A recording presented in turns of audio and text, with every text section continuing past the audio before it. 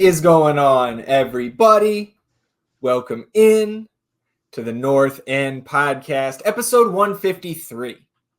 My name is Zach Graham, your host here in the North End, joined, as always, by my good buddy. He's on record as my best friend. His name is Ian Michaud, and we call him...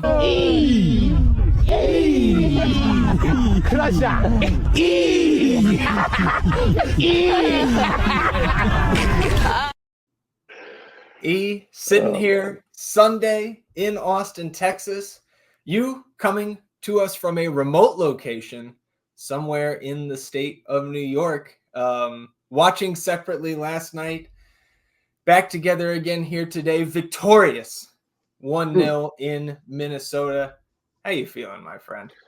I am doing well, man. Yes, the location is remote right now. We're actually under a tornado watch, which is interesting. In New York. Yeah, it's been, I was trying to get away from it, but it's been interesting. The weather has not been great, but doesn't have to be great to get 3 points. And that's the only thing I really cared about last night outside of celebrating my brother's birthday.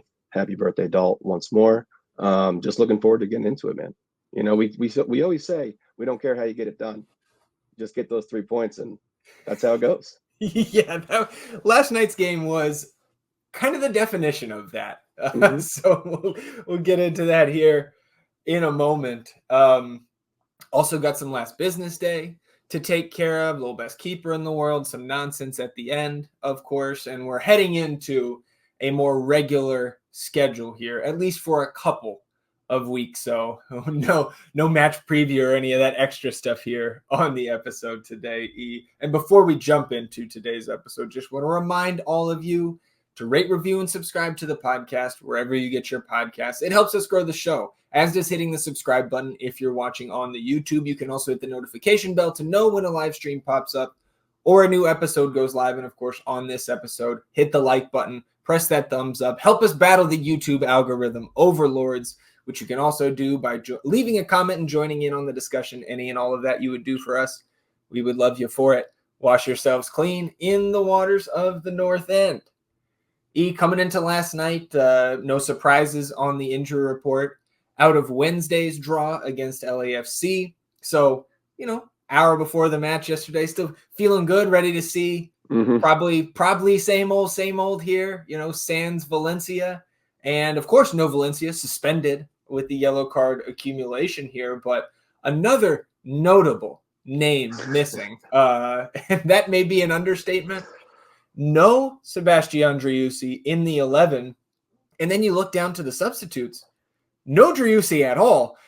So there was a little bit over an hour for fans to speculate wildly as to the cause of Driussi's absence. The lineup was Stuver, Gallagher, Heinzike, Väisänen, Biru, Alex Ring wearing the armband at the 6 there, Wolf, Rubio at the 10, Obrian and Finley on the wings, and Giassi Zardes up top.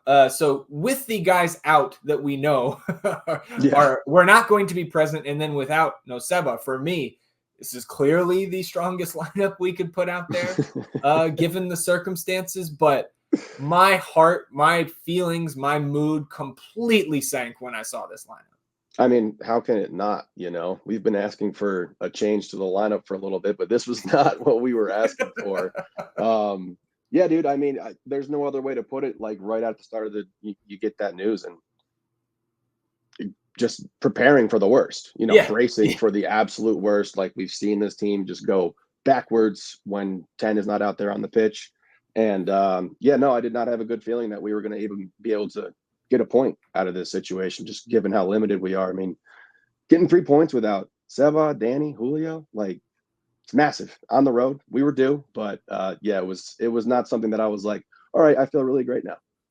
Oh yeah, dude, I'm crossing my fingers for a draw at that point. Like if we can pull anything out of this game, man, even just playing them tough to like a 1-0 or a late 2-0 or something like that, like anything to pull some positives out of this game is what I was thinking about, 7:15 last night, just as reality sunk in. But man, as we have seen kind of time and time again from this team, not consistently, but over the full body of work so far, this team kind of, they can surprise us at points, and they certainly did last night.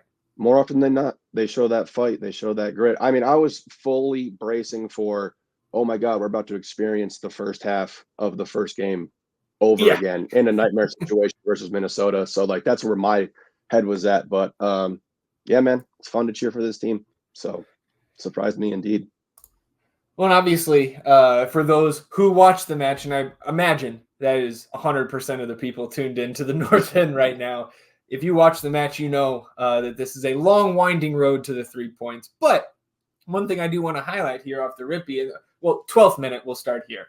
Mm-hmm. Yellow card to Tapias on the other side. Late challenge there on Diego Rubio. Absolutely a deserved yellow card. Ethan Finley and Alex Ring take exception here, kind of going up to Tapias, letting him know, hey, man, you cut that shit out, especially because the Loons had really been, I would categorize it as a little overly physical in the first few minutes of this game. And we did have Drew Fischer, one of our nemesis here. You get Drew Fischer and Mike Boxell on the same field. That made it feel even worse starting things off. But Drew Fischer, early in this game, calling it pretty tight. I mean, he warned Bongi Hlongwane in like the 6th minute. Like these guys were like I said, I think a little bit overly aggressive to start this one.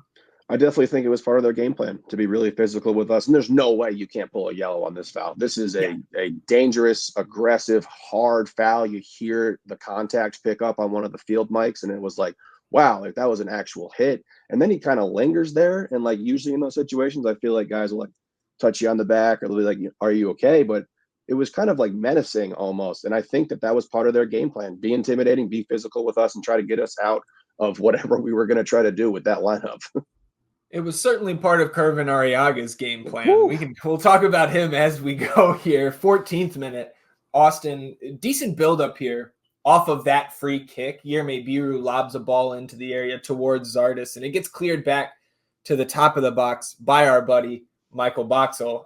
But that ball falls right to the feet of the captain, Alex Ring, who just blasts the shot from 20 yards out into like the 7th row. It's not the worst attempt we've seen from that distance. And I think, to me, in the moment, it felt like Alex had looked at some of the box scores on the road in previous matches this season, the multiple halves that we have of no shots, and just said, not today. Hey, I liked it, man. How else were we going to try to generate some opportunities, get that first one out of the way? I thought it was a pretty decent attempt. 22nd minute here. Foul whistled on Kervin Arriaga after what looked like a Hader Obrian flop here, left side of the Minnesota penalty area. Like, there's definitely contact, but I do think Hader sold it. And that was the first time you saw that big, cheesy, really look, I'm not pulling any punches on Kervin here today. Yeah, no. Ugly smile that he has.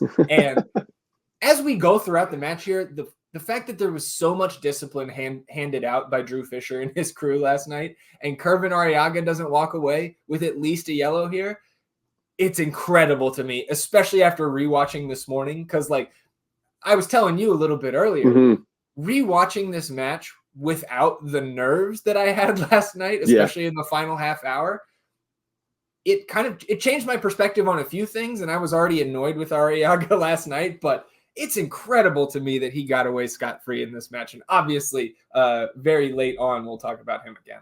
He was out of control. And I mean, I don't know why they're so upset initially with Fischer here. Like, I felt like he tried to set the tone. They were consistently trying him. Like Arriaga, you said, man, like he's going at Fischer later in this match, like almost making a clown of him. And it's like, you're testing him the entire time. And I felt like he did. I can't believe I'm saying this. This game had everything, man. Yeah. Boxell, Fischer, no Seba. Oh my gosh. But I thought he did a decent job. Yeah. There were certainly points where I thought overall, the game was just a little bit helter-skelter in certain moments. And I understand the Minnesota players, especially after the red. I understand the frustrations boiling over a little bit. But again, I thought Arriaga was kind of in his own tier, in his own world at certain moments last night. But anyways, on this, so we take the foul there. Obi sells it. We get the call. Owen Wolf whips in the cross here towards the back post on the right, and Yerme Biru heads it back towards the spot. And Leo Väisänen jumps for it, and he really mistimes his jump here. But then that ball comes down right behind him, right down onto the forearm of Will Trapp, right in the middle of the box. And there is no way that this isn't a handball after what has been called both for and against Austin FC this season, including some of their opponents. You think back to the Whitecaps match up there where we get lucky because very, very similar handball right on Fafa Pico, and they call back a goal. Like, this is not as egregious as the no call on Lalas Abubakar last Saturday, but there is just zero consistency from crew to crew on this rule in MLS right now. It's got to stop, man. I do not know what a fucking handball is. I was just going to say I'm out of ways to describe this situation. I have no idea what they're talking about when they're calling these handballs or not calling these handballs, and I'm with you. There needs to be some sort of consistency, specifically the fact that we have, especially the fact that we have VAR. We can go look at it. Yes. It's insane. Yeah. I don't get it, man. Yeah. I mean, it's how that is not a handball, but Brendan Heinzike a couple weeks ago is like, and you brought that back from a goal being scored on the, I don't know, man. Just like, luckily it did not come back to bite us here in this one. 25th minute. Jassy Zardes taken out on the far side from the broadcast camera. Late challenge here by Hassani Dotson. Like, it's definitely late. Mm-hmm. He didn't get a ton of Zardes, but he did touch him on the slide that comes in late, clips him on the boot. Zardes goes down. So you want to say, if you're a Minnesota fan or any fan, you want to say it's a soft yellow? I think that's fair. But a yellow nonetheless. It's not like it wasn't a foul. And I think the nature of the challenge coming in late is what drew the caution. Yeah, I mean, I think it's a yellow, 100%, particularly with the narrative that was going on during this game, the physicality of it. I think he was trying to get this under wraps. So I can understand why they'd be upset, but I definitely think that that's a yellow card. Well, to this point in the match, too, I think like there were a couple passages of possession where the Loons were at least getting into some dangerous spots, even though they weren't really creating any specific goal-scoring chances. But Austin had been like, through the first almost half hour here, at least even in terms of who's controlling this match. And I would lean towards that Austin was the better team, more on the front foot through the first 25 minutes or so. So it is not only what happens here that leads to Austin's victory, but again, it certainly doesn't hurt because the Loons turn it over on their next possession near midfield. Jassy Zardes steps in front of Hassani Dotson, who was loose with the juice there. And then Dotson, instead of just getting back on defense, again, Dotson, who just picked up the caution, wraps Zardes up, takes him down to the ground. To me, easy yellow. This is without a doubt a caution, and he really forces Drew Fischer's hand here 45 seconds after his first yellow, and so red is shown on the double yellow card. Austin, more than an hour to go, a man up. I don't know what he's thinking. Yeah. Like, it wasn't like that yellow card was a long time ago, brother. Like, this was right after this play, you know, and again, the right call in my book. I think we got some solid minutes out of G last night. I thought he was very good. I agree. Thought he was very solid. A solid 90. Hey, you need somebody to go hold it up in the corner? Yeah. Jassy Zardes is your man, your $1 million man. That's right. So 28th minute here. You get the ref you suck chant from Allianz Field. And look, welcome to the Drew Fischer experience, my friends. We feel you. It's going our way today. He giveth and he taketh. Exactly. 31st minute here. Austin, as you would expect, on the front foot now, clearly. Guilherme Biru finds Owen Wolf in the top of the box. Wolf whips it to Galley out on the right, about 12 yards above the area. He pops in a lofted ball towards the 6-yard box. And Clint Irwin, of course, filling in for Dane St. Clair, who's up there with the Canadian national team.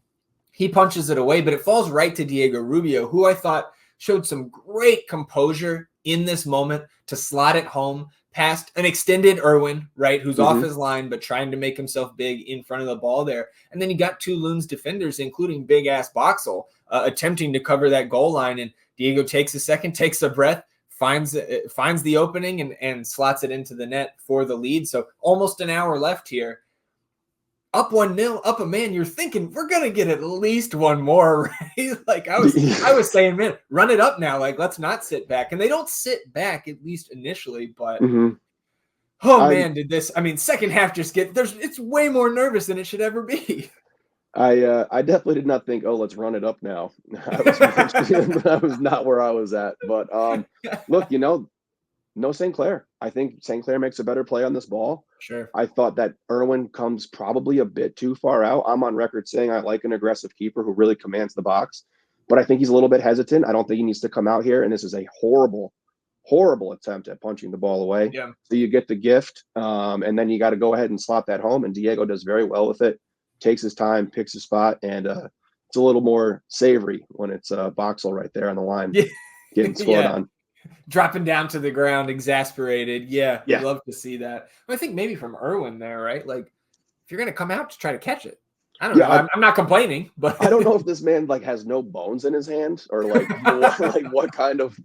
But that was the worst punch I've ever seen. Yeah, it was not great, but we will take it. So into the 35th minute here, and it's a good ball from Hlongwane past a sliding Heinzike to find Sang Bin in one-on-one against Leo, and I thought it was a good showing by Väisänen here to get a touch and lets it fall harmlessly back to Brad Stuver.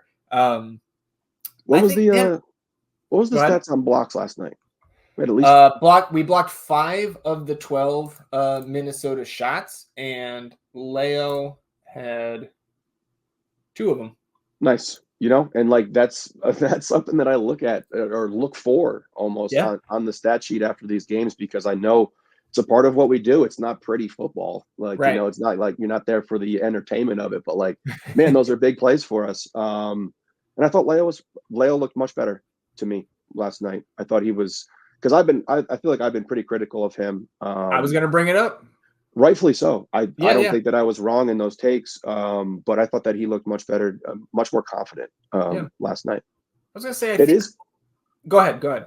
I do want to say, like it is concern. Like when we score the goal, you're like, oh, let's run it up, let's go dunk on these dudes. I was not of that mindset. I was like, okay, let's hold on for dear fucking life here.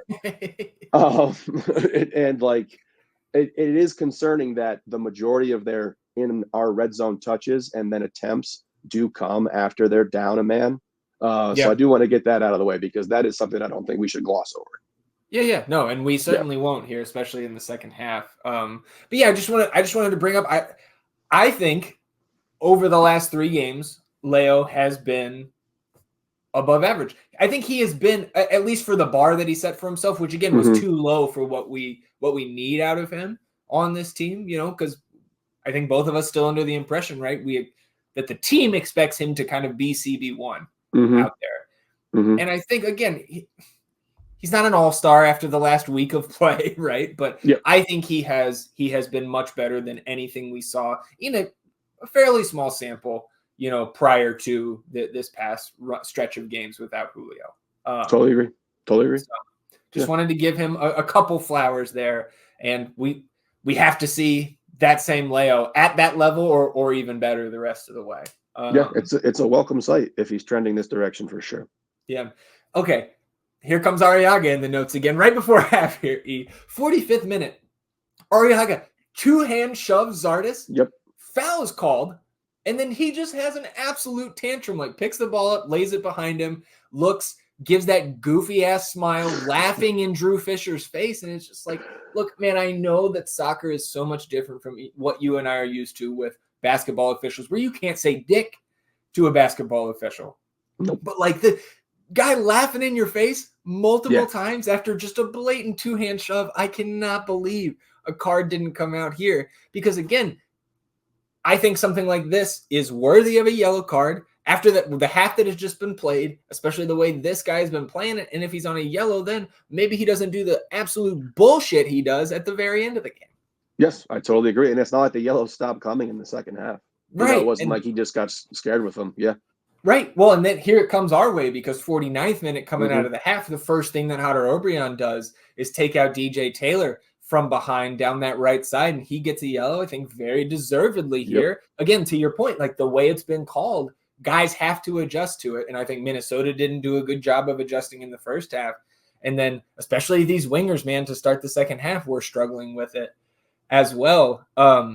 In the 57th minute here, Alex Ring plays Hader Obrian through down the right into the penalty area, and he cuts it back towards the middle. He is wide open and rips a shot that, I don't know, goes back to Austin. it didn't matter ultimately because the flag was up, but he's got Mhm. Ethan Finley right there. And I think it's a near tap in if you just pass it off to your teammate. Man, in a world where Cristiano Ronaldo is laying it off for his teammates to do the same, Yeah. you got to do it, Obi. You got to pass that ball. Just again, hindsight 2020, it doesn't matter because it was offside anyways. But as we're playing on, man, make the right play. Yeah, dude. And it's like, we've asked for people to be more aggressive with their shots and to take attempts and things like that. But like, this is not the scenario we're talking about. You have a dude who's wide open. Obviously, ultimately, it does not matter. But yes, it was the wrong play for sure. Yeah. And look, did you see him try to shake the ref's hand after he gave Dotson a red? Yes. I saw that this morning on the rewatch, and I was like, there's no way. I was like, what is he doing? Yeah, he did. He definitely did. He definitely did. Yeah, that's going to look, yeah. Okay, Obi. And I don't know if he shoots this because he knows he's offside or he knows he's coming out because 58th minute here, you got CJ Fodre on for Hodder Obrion. And I think, right, Obi's coming off because he got that yellow because we cannot afford to go 10 on 10 here and let them back into the match. Absolutely. And that's going to be an issue coming up here with CJ as well. What's Hodder sitting at in regard to yellows? He's got to be getting close to the I was just line. thinking about that as we were talking here. Let me pull it up. 24, Austin.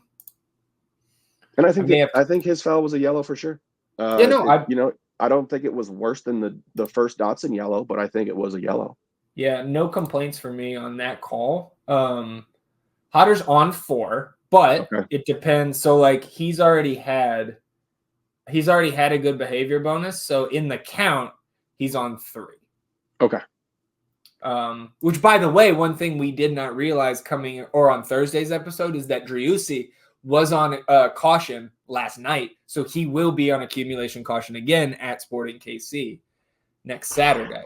Yeah, so we need that good behavior bonus as well. Yeah, but still, this just like we were chatting about this month and everything, and trying to find points here, and now you're sitting on 4 from these last 2, man. Like that is incredible.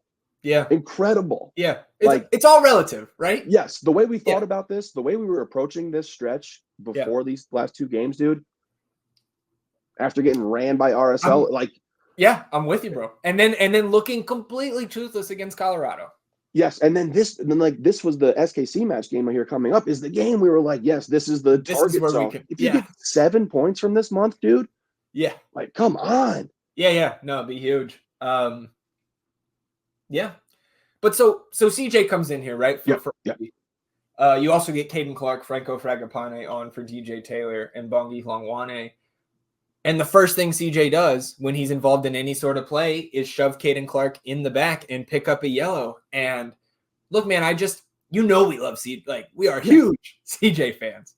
Yes. That is objectively the last thing you can do, especially right when you come in. Because in my opinion, the reason he came in the 58th minute is because Hodder was on yellow himself. Literally, the only thing that can't happen is we can have a guy get thrown out of this game. Like that's the only that is the one situation we just cannot have happen here. And he comes in and it's a really bad play. It's just a really, really bad, inexcusable kind of play. Yeah, because it wasn't he was. It's an inexperienced play. I mean, you can't do that. I mean, he's got years and years of experience playing this game.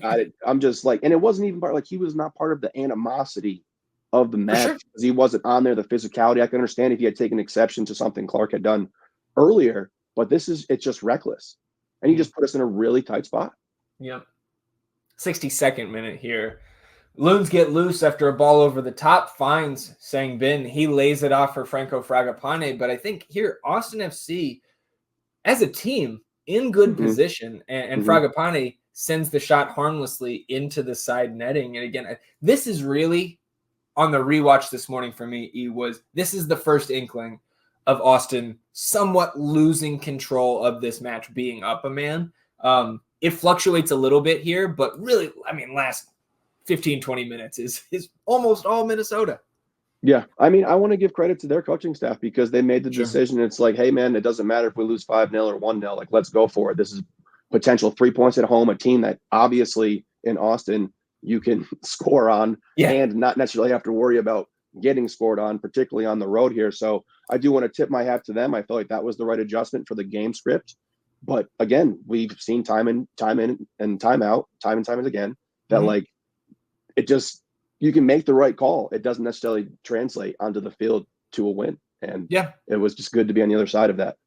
100%. And man, you look at Minnesota now too. Again, I think they're a great example of a team why it's so important to bank every single point you can, because this is a team, obviously, we know started very hot and has been a little bit up and down of late. But just in this double game week, get shut out 2-0 at Seattle. You lose 5-3 to Dallas in the midweek, and then you get the red and you lose at home. So bang, bang, bang, 3 straight losses, but they're still in 5th again. So they are, to me, very, very similar to us, where it's just kind of been a tumultuous first half of the season, but they have done enough to still be in contention here. Again, just 2 points ahead of Austin in 8th. So again, it's still the margins remain razor thin, as they will throughout the rest of the season. But I just thought that was interesting to look at another team that is not too dissimilar from Austin.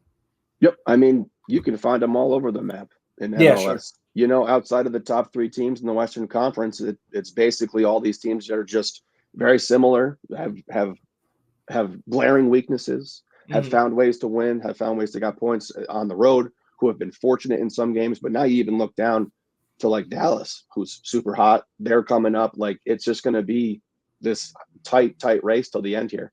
Yeah. And I know you didn't, as you're out there celebrating Dalt's birthday with some old friends and everything. I know you did not watch Seattle and Dallas last night, but did not.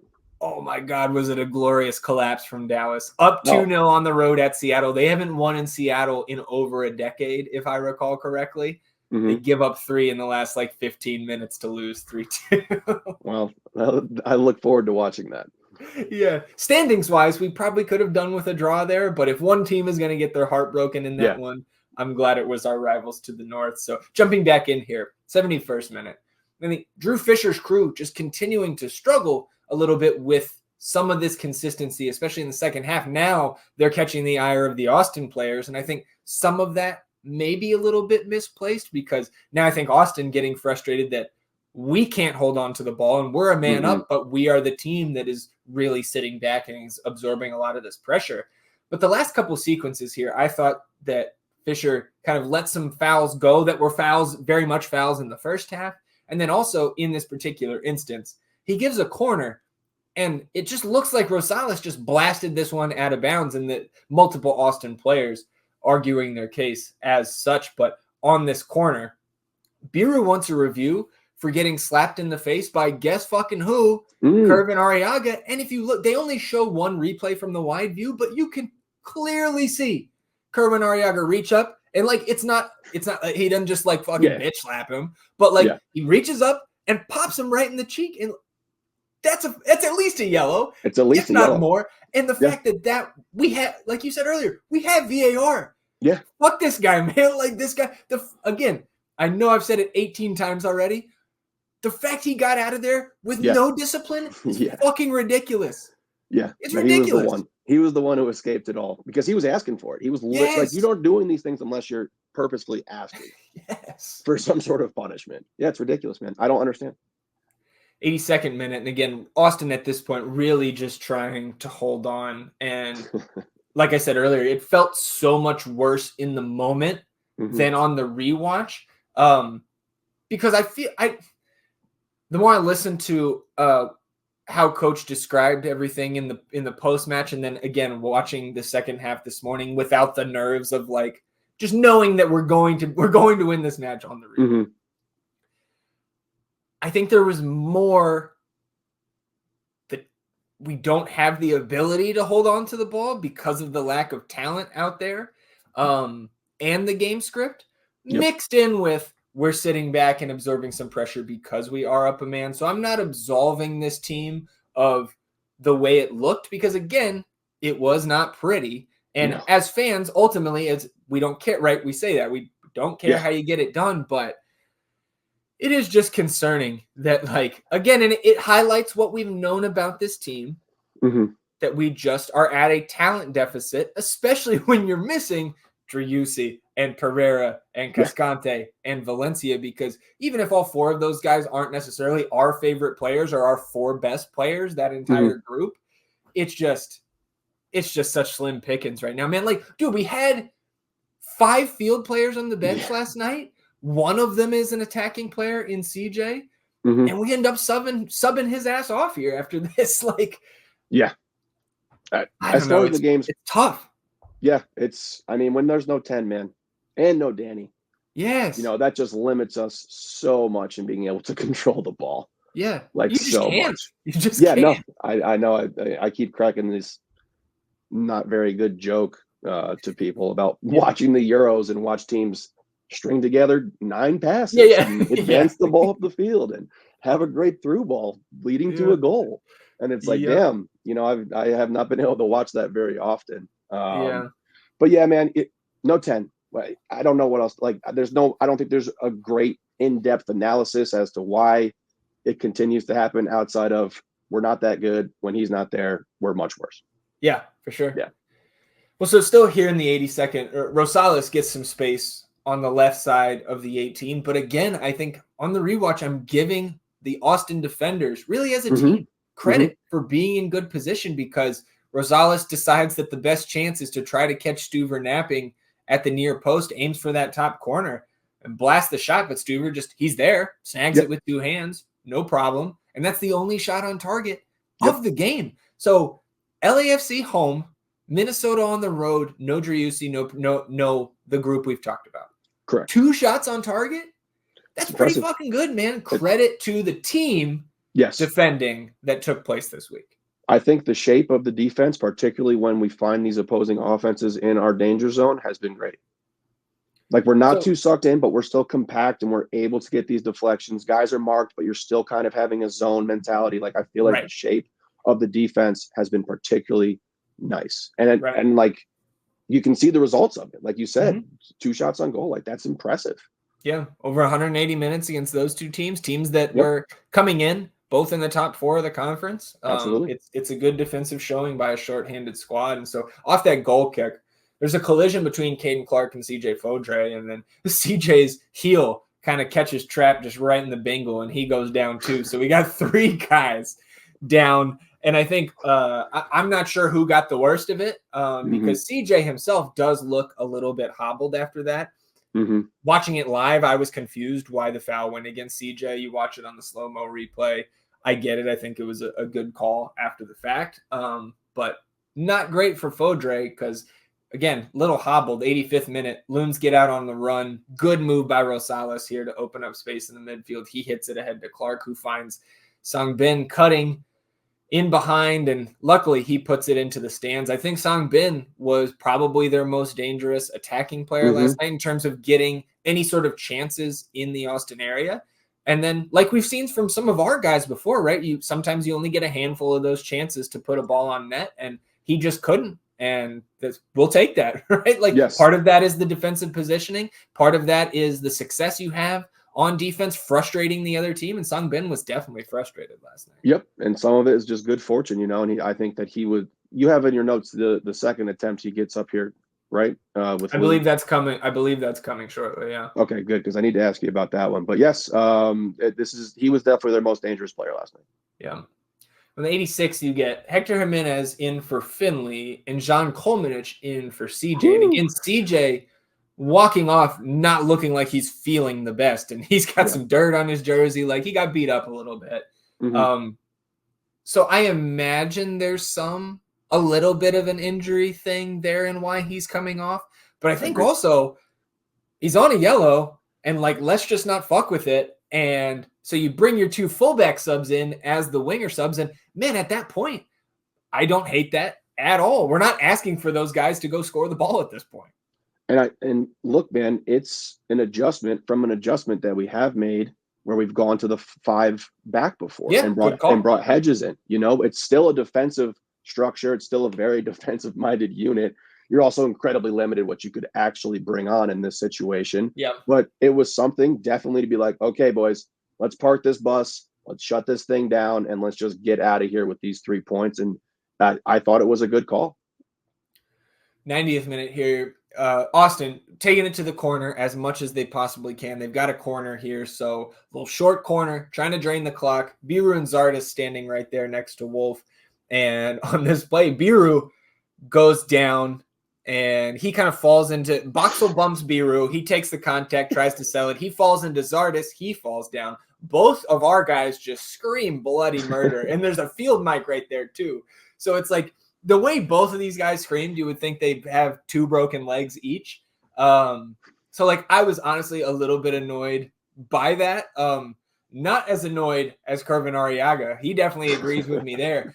Biru kind of rolls off the end line, and Arriaga goes and like stands over him, bends down, yells in Biru's face, and then starts this weird fucking shimmy dance over him like he's the one that's up 1-0. The teams come together, of course, when that happens. Alex Ring comes in first, bumps Arriaga off, and then a couple more players come in, including Alonso Ramirez, who puts his forehead level with Arriaga and says, "What the fuck are you going to do about it? You need to chill out there, buddy." And so Galley sprints in, kind of gets him away, I love to see that from Alonso Ramirez because, again, that fits in with the mold of some of these guys, an Alex Ring, a John Gallagher, a Guilherme Biru, who we have all seen that type of stuff from, a Diego Rubio, right? Yep. All of those guys in this mix here. So you love to see that out of Alonso. And again, man, if we didn't have to use an international spot on him, I would love to have him on the supplemental roster. You just can't right now, especially with the window coming up. You just can't. Yep, took the words out of my mouth, dude. And like, look, when we talked about Alonso coming up and getting his opportunity and everything, one of the things that I really tried to hammer home from watching him in the playoffs was that he was a dog. He was a dog. He was a gamer. He was a competitive guy, and he backed it up. Like, he made huge PK attempts in the playoffs for FCito last year. And you go ahead and you see this, and the kid's just not afraid of the moment, and he's not going to let it be bigger than him. So I thought, absolutely fantastic. I mean, this has everything. You get Biru doing the Brazilian, rolling off the dying and everything. The Arriaga thing is just inexplicable at this point. Obviously, this dude has to have been shown a yellow at some point in time, but nope. I don't know how you can shimmy over somebody and not get penalized for it. But dude, what a sequence there. Fantastic. Second minute of stoppage, you do get a yellow card to Robin Lod for taking out Guilherme Biru. So Lod getting him back there. Didn't shimmy over him, notably. And then this is what you were talking about a few minutes ago. 4th minute of stoppage. Lod himself plays a great ball. Song Bin behind the line. I believe this was off either a throw or a corner. But again, this is last minute and a half of the match. And Austin really just bunkering. And luckily, Song Bin skies this one as he did a couple other chances, really almost all of his chances. But did you notice John Gallagher sprinting right at John Kolmanich and yelling, you have to put pressure on Robin Lod, the best player on the field at the plate. You have to put pressure on him. And again, I will give a slight benefit of the doubt to Kolmanich because, again, him playing in the left wing in that little shell where they're at, I'm sure he's looking to find his spot out wide on the left when that's not where he's supposed to be at this point.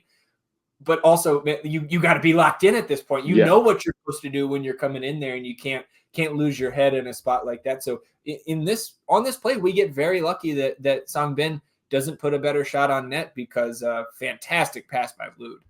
Excellent pass. That's what I wanted to ask you. I forgot who he was yelling at, but yes, it was Kolmanich, and it's I thought what you said was the right way to describe that. He was out of position, not sure where he needed to be, but I mean, this is just basic stuff, man. You got to have some pressure on the ball in the situation, and again, just super fortunate that he doesn't have a better attempt.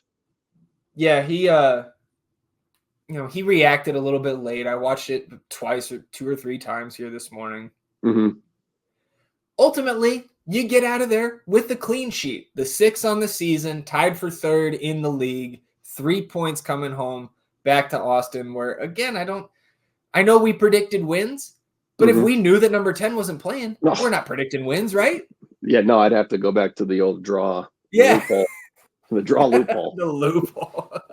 Well, and then I had a little bit of a laugh. I know it's not because of his performance last night, but Kervin Arriaga gets fucking sold 10 minutes after the match overseas. I think I did a little dive there. His contract is up at the end of the season, so they can get something for him here. I believe they got $500K back, which, again, Minnesota can convert into GAM there heading into the summer transfer window. But I just thought it was funny, man. You act like such an asshole and then you're just gone. And that's the last everybody gets to see of you in a Minnesota jersey. It's you left a lasting impression on me, man, and it's not a good one. Yeah, that was quite the way to go out. 53% possession for Austin. Actually, 12 shots to 9 in favor of the Loons, but 3 on target for Austin to just 1 for Minnesota. Austin converted their only big chance they created, Diego Rubio's goal, and then 6 corners to 4, again in favor of the Loons. Like we mentioned earlier, Austin blocked 5 of the 12 Minnesota shots, and then on FOTMob's XG model, 0.59 for Austin to 0.61 for Minnesota. But as I find myself doing more often than not lately, expected goals on target, much better at telling the story here, 0.87 expected goals on target for Austin, 0.11 for Minnesota. And Minnesota ends up with the 53% field tilt because I imagine of that last 20, 30 minutes there where they were just kind of living in our half. Yep. Hey, man, brought their lunch pails to work, got the job done. It was satisfactory to get 3 points, and that's all we need right now.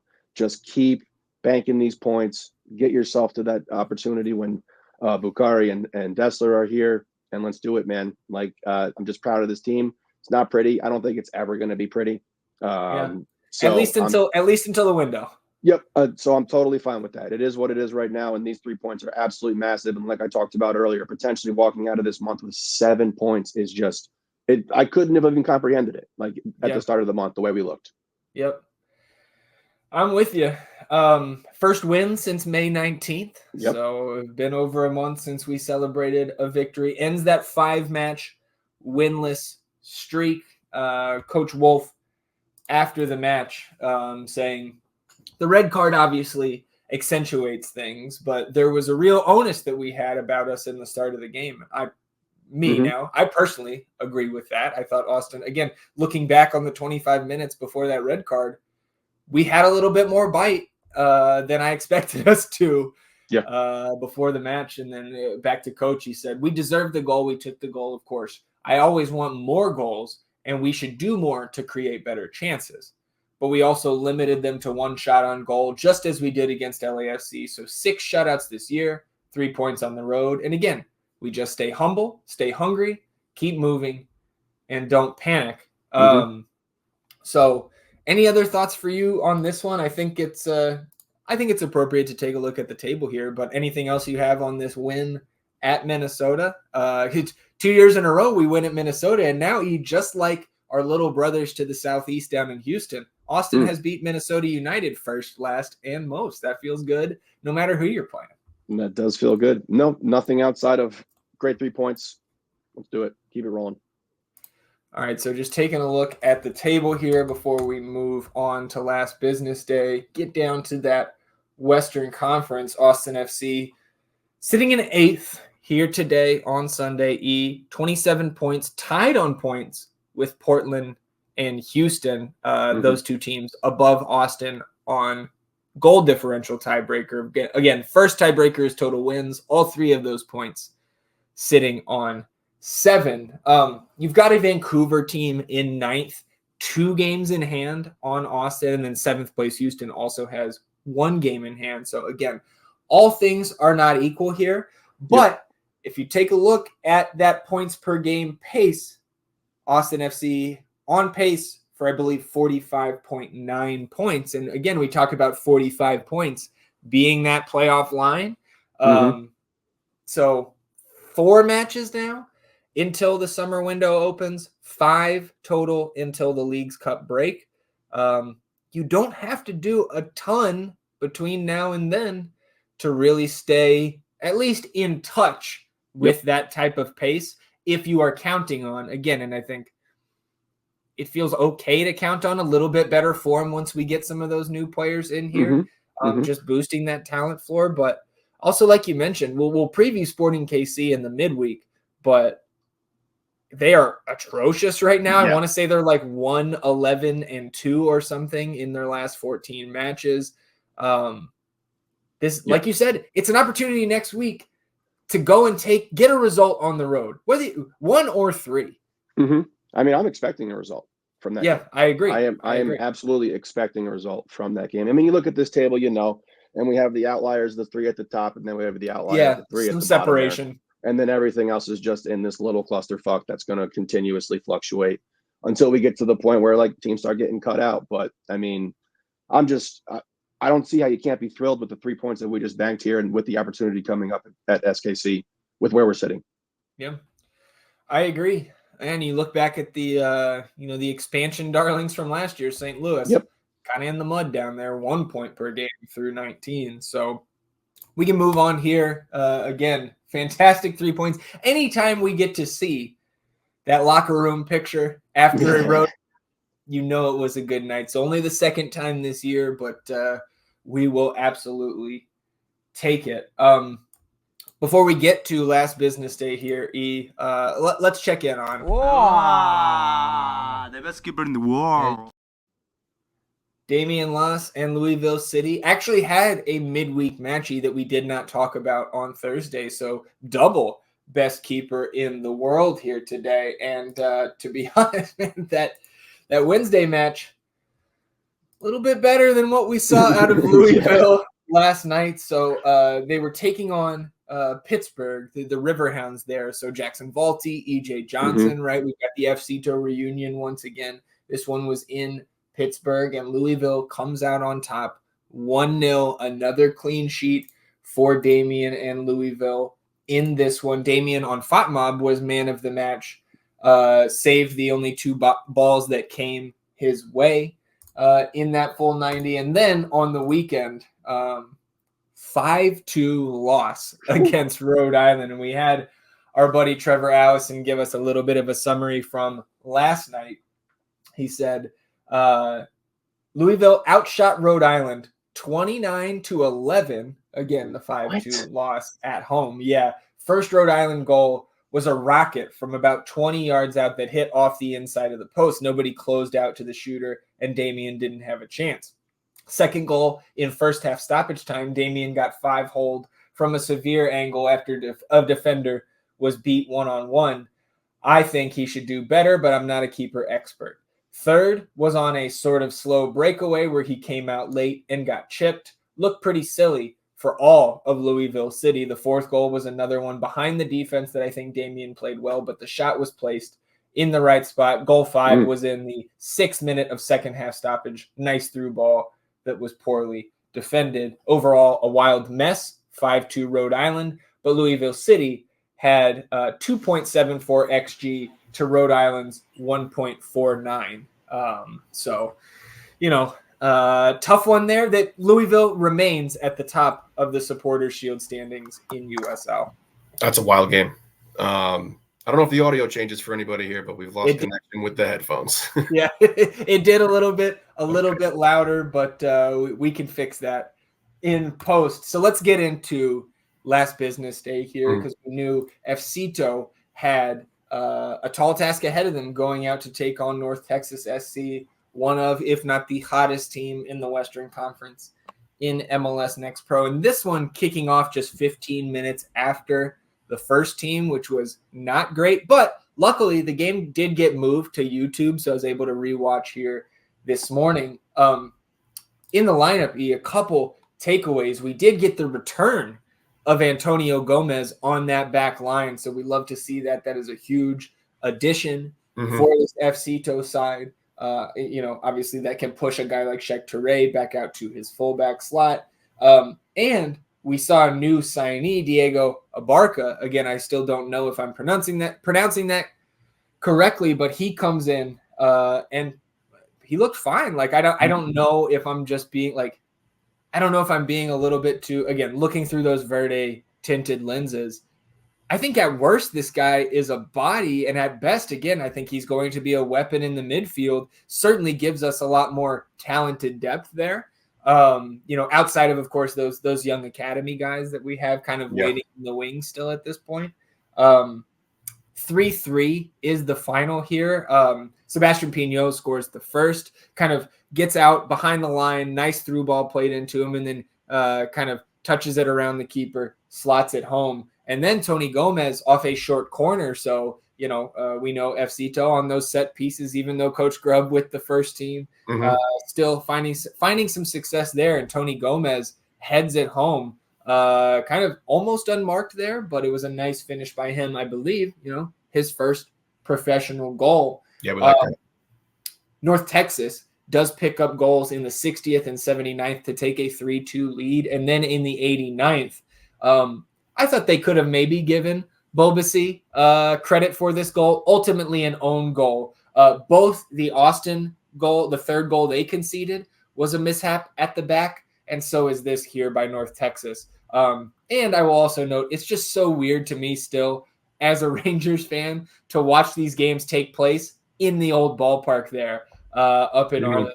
I think they call it Choctaw Stadium now. It's still across from the new ballpark, but it's a weird venue when you went to games there for 20 years. Yeah, I bet. I saw one of the Garcia dudes in a commercial on Hulu when I was watching. I did too. Okay, I was Anthony Garcia, right? I couldn't remember which one. I was like, wait, what? Is it dental, Swish Dental or something? Yeah, yeah. That's what he's been doing. He's getting the career off the ground there. Yeah, good for him. Mm-hmm. So we go to pens here, and ultimately Brian Ariano is the one that missed his pen. Alstrup not able to stop any of the 5 North Texas penalties. So a 5-3 penalty shootout loss there, but you do bring a point home from North Texas, which is not nothing. Again, for a team that is struggling to score here this year, putting 3 on North Texas. We talked about North Texas had 8 goals conceded coming into this match. So I thought, even though it's not, what the guys ultimately wanted, I would imagine, I thought it was a pretty good showing from FCito. And I think, again, encouraging going into a very tough stretch where this match is one of 4 out of 5 that we have on the road. And we've got the double franchise weekend next weekend. First team at Sporting KC on Saturday, second team at SKC2 on Sunday, the second leg of the Scared Money Derby. Hey, the Scared Money Derby. What's the playoff line for Next Pro again? I think it's 7. 7? So we are currently 4 points off of that line in the West, and the town LAFC2 games in hand on us. But again, we're staying competitive there, and at this point of the season, I think that's what you need. We might have some more FCito signees here in the summer. I saw somebody talking about that there has been not just Diego Abarca, but some other guys on trial with FCito. Guys in the mix there potentially picking up some contracts soon. So we'll see. Obviously, we'll talk about that if it comes to pass. Yeah, they need it, man. They need bodies right now. They also need to start getting some wins. You see them at 6 draws there. But still in touch. We can get there. Yep, absolutely. And again, 6 draws, you're putting our guys and our goalkeepers in situations to be in those penalty shootouts, which can only serve you well if you are able to make a postseason run here. Agreed. So we'll close it out real quick, with some of the nonsense. Midweek best ball. We do not have the weekend best ball totaled yet. But man, this is going to be, I think, a very fun finish to the season. Obviously, we're about 4 weeks out from that transfer window draft when we will get together during the League's Cup break and make some changes to our teams. But again, I think this is going to be a great finish in the title race. We do see We Are Austin TV come out on top in the midweek, 52 points, but 51 from Verde All Day, 49 apiece from the Verde Pendant and Moon Tower. So we have no movement in the table.